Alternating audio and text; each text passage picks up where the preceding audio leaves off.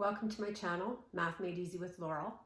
I'm Laurel, and in this video we're going to look at fractional equations.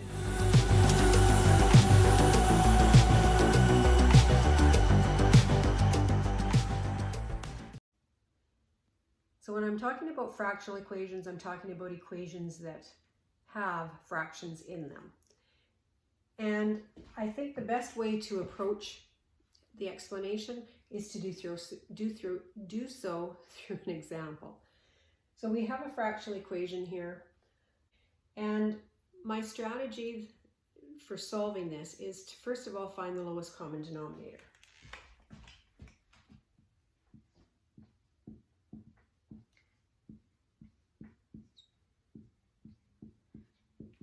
So we have a factor of 3 in the first fraction.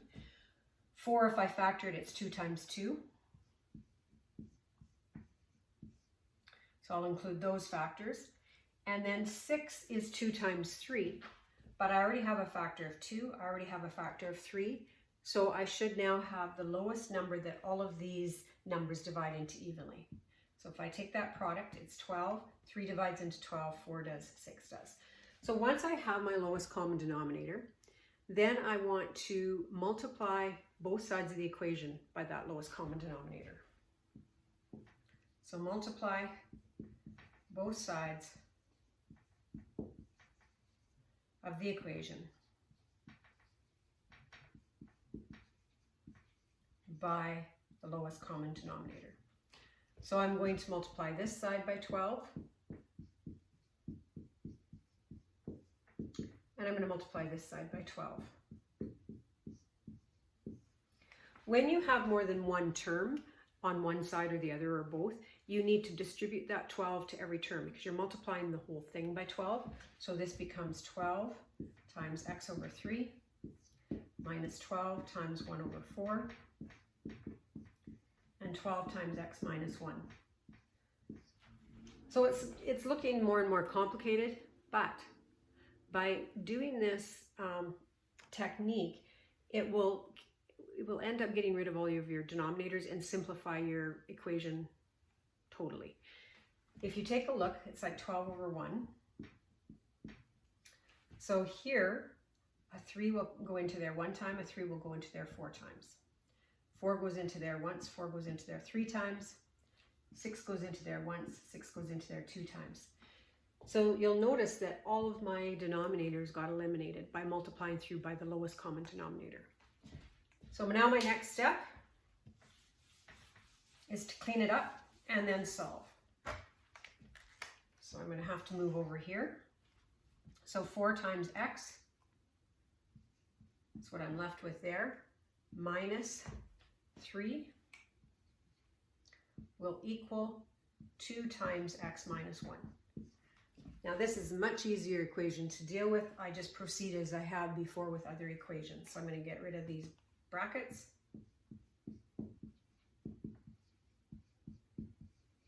Now I'm going to combine my x terms. This is smaller. I want my x coefficient to be positive, so I'm going to subtract 2x from both sides. 4x minus 2x is 2x. Now I want this term by itself, so I'm going to get rid of the 3 that's being subtracted by adding 3.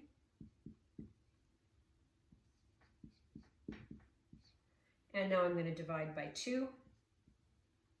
And remember, whatever I do to one side of the equation, I have to do the same thing to the other side. So my solution is 1/2. I have another equation here where it's very similar, but now I have my unknown in the denominator. But my procedure is going to be the same. I'm going to multiply through by my lowest common denominator. And then it will simplify it substantially. So my lowest common denominator in this case is 5 times m. 5's already included. And this is like 2 over 1. So there's no denominator there, or the only factor there is a 1. So I'm going to multiply through, and remember when I multiply both sides of the equation by my lowest common denominator, I have to multiply every term. So I'm just going to go straight into that on this example and from now on.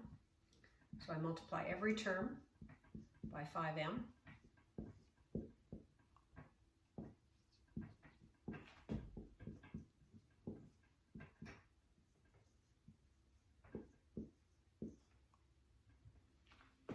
Now, if I've found the correct lowest common denominator, all of the denominators should now cancel. So I have 5m into there, 5m into there. So that's 4 minus, because remember these are like over 1. 5 cancels there, 5 cancels there, so I'm left with m equals 10m. Much easier equation to deal with. Now we just proceed as we did before. We're going to add m to both sides.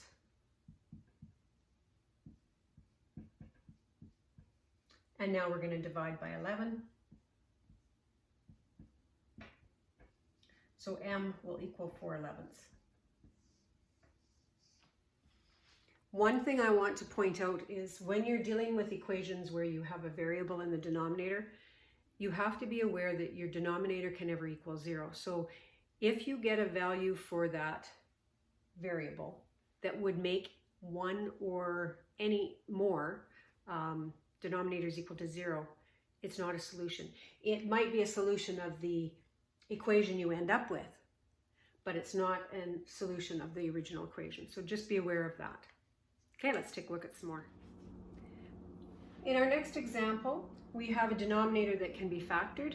So we need to do that in order to find our lowest common denominator.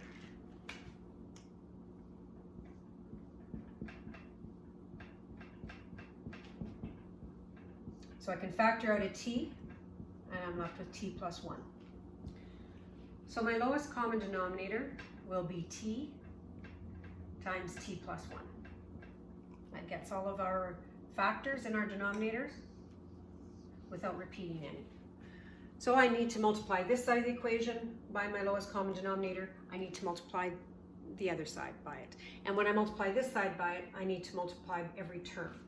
So it's going to look kind of ugly when you do this step, but just keep remembering that after this step, it looks a lot better, a lot simpler.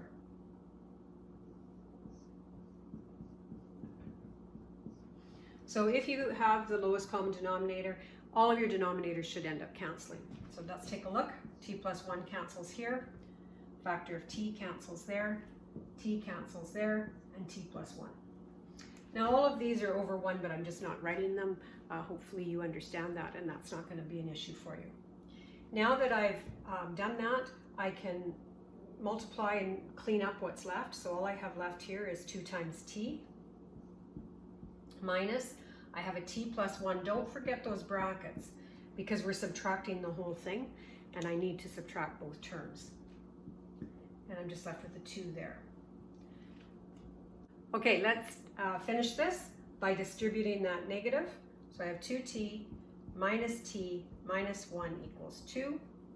That's going to be t minus 1 equals 2. Sorry, I'm going to have to move over here. I add a 1 to both sides, so I get t by itself, and t will equal 2 plus 1, which is 3. Now I'm going to look at my denominators, and it's best to look at them in factored form. It just is easier. Does 3 make any of these denominators equal to 0? No, nope, nope. So I know that that's a solution of this equation. This next example looks very similar to the example that I just did, but there is a little difference, so I wanted to do this as an example to illustrate that. So I proceed like I did before. I factor that denominator.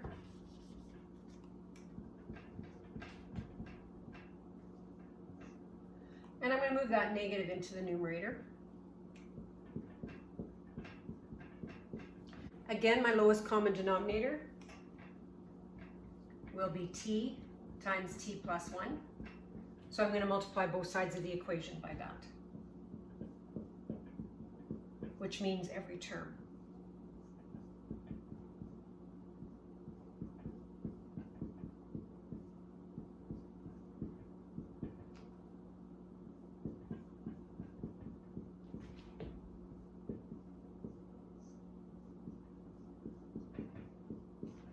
Now I cancel any common factors in the numerator and the denominator of every term. Just just like I did before.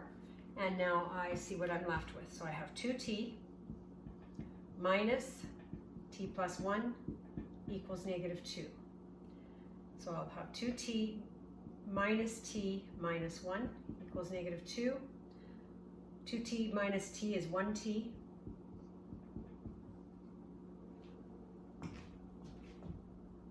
I want t by itself, so I'm going to add a 1 to both sides. So I'll have t equals negative 2 plus 1 is negative 1.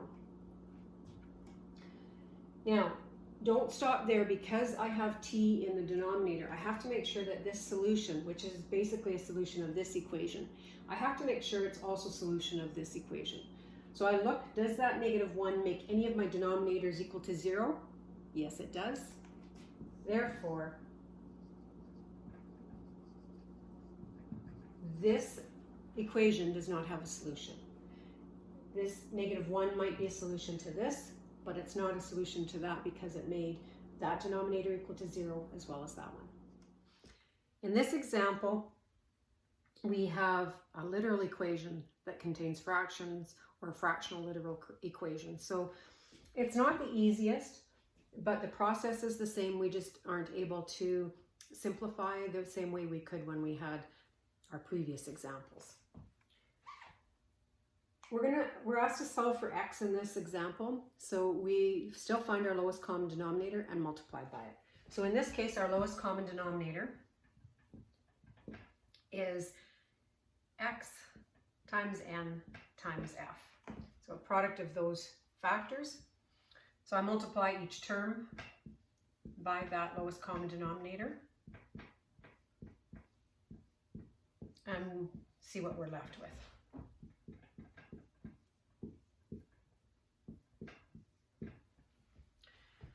So when I multiply to this, the x will cancel. When I multiply to this term, the x will cancel as well as the n. And here the f will cancel. So what I'm left with is n times f plus, the x is canceled here, it's hard to see that, plus f equals x times n.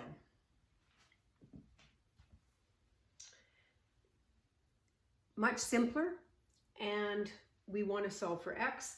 So there's just this term containing x. We need to get rid of this n, so we divide both sides by n. So x will equal nf plus f over n. And hopefully by now you're not going to be tempted to cancel that n, because remember, it's in a term. And that would be our solution. In this example, if I had been asked to solve for f, I would start off exactly the same way. I would find my lowest common denominator, I would multiply by it, and then I would see what I have left. Now the problem we have here is that f is in more than one term, and I can't add those terms because they're not like terms. So in order to solve for f, I need to factor f out of both of those terms. So an f factored out leaves me with n plus 1. That allows me to then isolate my f. You can't, what I see sometimes students want to do is they go, well, here's an f. So they leave the f and they subtract that term from both terms, or from both sides of the equation. That's not a solution because you still have f in your solution for f. So don't be tempted to just isolate the one term. You've got f in both terms, therefore you need to factor it out of both terms so that you don't have f in your solution for f. So now I'm going to divide both sides by n plus 1. So my solution for f will be x times n over n plus 1. All right, that's it for fractional equations practice, and we'll see you on the next video.